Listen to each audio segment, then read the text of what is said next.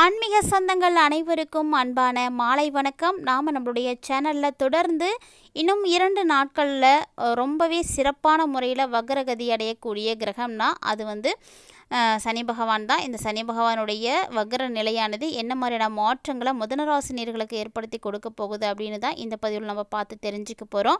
So video ரொம்ப இன்ட்ரெஸ்டிங்காக இருக்கும். நிறைய பயனளிக்கக்கூடிய தகவல்களோடு இருக்கிறதுனால யாருமே வீடியோவை ஸ்கிப் பண்ணாமல் ஃபுல்லாக பாருங்கள். அதுவும் குறிப்பாக முதனராசினியர்கள் வீடியோ பார்க்குறீங்கன்னா வீடியோ முழுமையாக பாருங்கள். ஏன்னா கட்டாயமாக இந்த சனி கிரகம் வக்ரகதி அடையக்கூடிய இந்த 4 மாதங்கள் அடுத்தடுத்து இன்னும் வரக்கூடிய 4 மாதங்கள் நீங்கள் எப்படி இருக்கணும், என்ன விஷயத்திலலாம் ஜாக்கிரதையாக இருக்கணும், என்ன மாதிரியான விஷயங்கள் செய்யணும், உங்களுக்கு என்ன அதிர்ஷ்டங்கள் எல்லாம் இருக்குது அப்படின்றத பற்றியெல்லாம் நீங்கள் நிறைய விஷயங்கள் தெரிஞ்சுக்கணும். அது பார்த்தீங்கன்னா உங்களுக்கு இன்னும் 4 மாதத்தை எளிமையாக கடந்து வரதுக்கு ரொம்ப உதவியாக இருக்கும். ஸோ கட்டாயமாக முழுமையாக பாருங்கள். ஜூலை 13, 2025 அன்னைக்கு பயிற்சியாகக்கூடிய சனியினுடைய வக்ரம் பார்த்தீங்கன்னா கோச்சார ரீதியாக மீனராசியில் பயணித்துட்டு வரக்கூடிய சனி பகவான் பயிற்சியாகிறாரு. ஸோ இந்த சனி பகவான் பயிற்சி எவ்வளோ நாளைக்கு இருக்குது அப்படின்னு பார்த்தீங்கன்னா சனி வக்ரகதியை அடையக்கூடிய நாட்கள் 13/7/2025 27/11/2025 வரைக்கும் வக்ரகதியில் தான் இருக்க போகிறாரு. இதில் 2 விதமான நட்சத்திரத்தில் வக்ரகதியில் இருக்கிறாருங்க. அது பார்த்தீங்கன்னா 13/7/2025 3/10/2025 வரைக்கும் தன்னுடைய சுய நட்சத்திரம்னு சொல்லக்கூடிய உத்திரட்டாதியில் இருக்க போகிறாரு. அடுத்து 4/10/2025 27/11/2025 வரைக்குமே பூரட்டாதி நட்சத்திரத்தில் தான் வக்ரகதியில் பயணிக்க போகிறார். ஸோ சனி பகவானை பற்றி நம்ம சொல்லி தான் தெரியணும் அப்படின்லாம் கிடையாது. சனி பகவான் நீதிமான், தொழில்காரகன், கர்மக்காரகன், இப்படி நிறைய சிறப்பு பெயர்களோடு அழைக்கப்படக்கூடியவர். பார்த்திங்கன்னா கர்ம வினைகளுக்கு ஏற்ப நமக்கு பலன்களை கொடுக்கக்கூடியவர். சனி பகவானை பார்த்து பயப்படாதவங்க யாருமே இருக்க மாட்டாங்க. சனி பயிற்சி அப்படின்னா எல்லாரும் கோவிலுக்கு போக ஆரம்பிச்சிடுவாங்க, சனி பகவான் எனக்கு என்ன பாதிப்புகளை கொடுக்க போகிறாரு அப்படின்னு.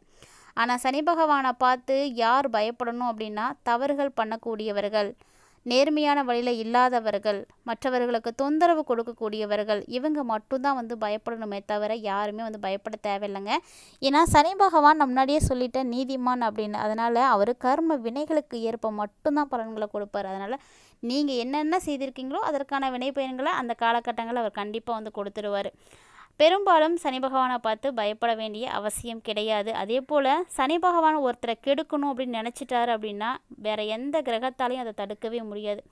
அதே போல் தாங்க சனி கொடுக்கணும்னு நினச்சிட்டாரும் யாராலையும் தடுக்க முடியாது, அவ்வளவு கொடுப்பார். ஸோ இந்த 2 இதுவுமே பார்த்திங்கன்னா சனி பகவான்கிட்ட இருக்கக்கூடியது. ஏன்னா சனி பகவானுக்கு முக்கியமாக தேவை என்ன அப்படின்னா நேர்மை, உண்மை, உழைப்பு, இது 3 இருந்தாலே போதும். சனி பகவான் யாரையும் எதுவுமே செய்யவே மாட்டார். பெரும்பாலும் சனிப்பெயர்ச்சி ஒவ்வொரு ராசிக்கும் நிறைய மாற்றங்களை கொடுத்துட்டு தான் இருக்குது. அதில் நம்ம இப்போது மிதுன ராசிக்கு எப்படி இருக்குது அப்படின்னு தான் பார்க்க போகிறோம். பொதுவாக இந்த சனி பகவான் வக்ரம் அடையக்கூடிய இந்த 4 மாத காலங்களில் நாட்டில் என்ன விஷயங்கள்லாம் நடக்க போகுது அப்படின்னா கண்டிப்பாக விலைவாசி உயரப்போகுது. அதாவது விலைவாசியினுடைய ஏற்றம் பார்த்திங்கன்னா மக்கள் மனசில் மிகப்பெரிய அளவில் பாதிப்புகளை கொடுக்கும். ஏன்னா அதாவது அன்றாடம் நீங்கள் பயன்படுத்தக்கூடிய பொருட்களில் தான் விலையேற்றம் இருக்க போகுது. ஸோ அதை வாங்க முடியாமல் கஷ்டப்பட வேண்டிய சூழ்நிலைலாம் இருக்கும். அதோடு பார்த்திங்கன்னா முதலாளி, தொழிலாளி இவங்களுக்கிடையே வேற்றுமைகள் ஏற்படுறதுக்கு வாய்ப்பு இருக்குது, நிறைய பாதிப்புகள் இருக்கும். ஸோ பொதுவாகவே வருட கிரகங்களுடைய பயிற்சி சுயஜாதக தசாபுத்தியோடு இணைந்து தான் பலன்களை கொடுக்கும். அதனால் ஒரு கிரகம் அசுப பலனை கொடுக்குது அப்படின்னா இன்னொரு கிரகம் நமக்கு நல்ல பலன்களை கொடுக்கும். அதே போல் தான் சுயஜாதக ரீதியான தசாபுத்தி சாதகமான நிலையில் இருக்குது அப்படின்னா கோச்சார கிரகங்கள் நல்ல பலன்களை தான் கொடுக்கும். அதே தசாபுத்தி சற்று ஏற்ற இறக்கமாக இருந்துருச்சு அப்படின்னா கூட கோச்சார கிரகங்களால் எந்த விதமான நல்லதையும் கொடுக்க முடியாதுங்க, பாதிப்புகளை மட்டும்தான் கொடுக்கும். ஜோதிட ரீதியாக எந்தெந்த கிரகங்களுக்கு வக்ரகதி அடையக்கூடிய தன்மை இருக்குது அப்படின்னா எல்லா கிரகத்துக்குமே இருக்குங்க.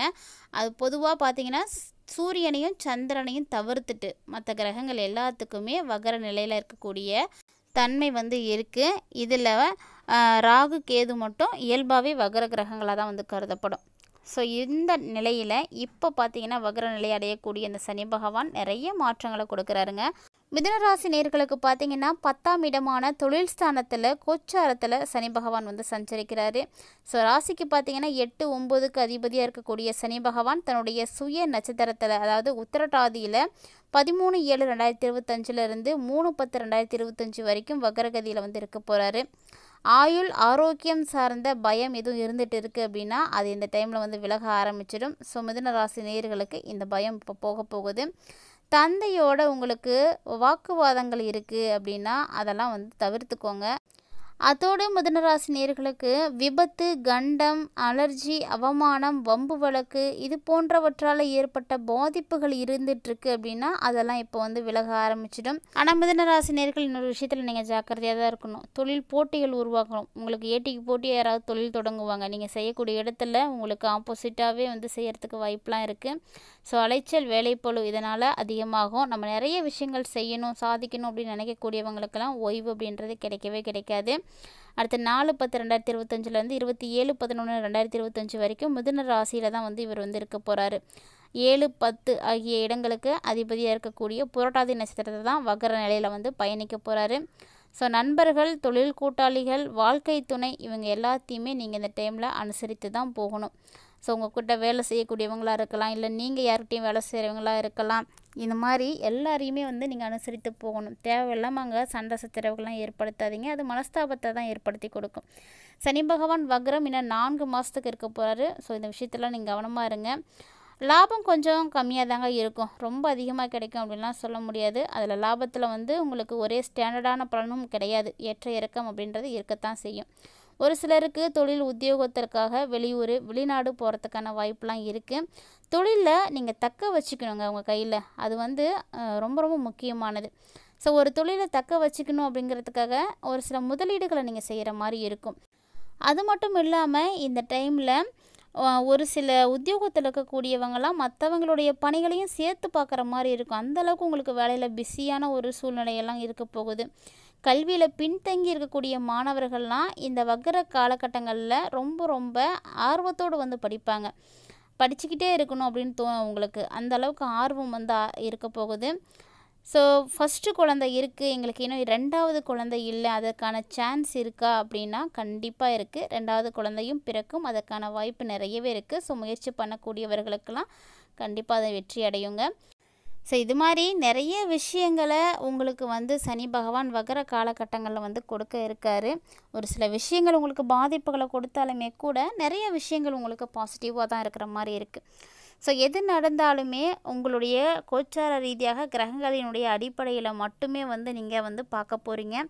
ஸோ இந்த நாட்களில் ஒரு சில நேரங்களில் நீங்கள் முக்கியமான முடிவுகள் எடுப்பதை வந்து தவிர்த்துக்கணும். அவசரப்பட்டு மட்டும் முடிவெடுக்கக்கூடாது, நிதானமாக இருக்கணும், கோவப்படக்கூடாது. ஏன்னா சனி வந்து உங்களுக்கு ஒரு நல்ல பொசிஷனில் இல்லை அப்படின்னா நிறைய பாதிப்புகளை வந்து பார்க்குற மாதிரி ஆகிடும். அதனால் நீங்கள் என்ன செய்கிறீங்க அப்படின்றத முதல்ல சிந்தித்து வந்து செய்யுங்க. நீங்கள் செய்கிறதுனால மற்றவங்க வந்து பாதிப்படையாமல் இருக்கணும் அப்படின்றதையும் உணர்ந்து செயல்படுங்க. லாபம் பெருசாக கிடைக்கல அப்படின்னாலுமே கூட இந்த டைமில் பெருசு பண்ணாதீங்க, விட்டுருங்க. ஏன்னா உங்களுக்கு மனசுக்கு திருப்தி இருக்கணும், மனசுக்கு நிம்மதி கிடைக்கணும். அதுதான் முதல்ல முக்கியம்.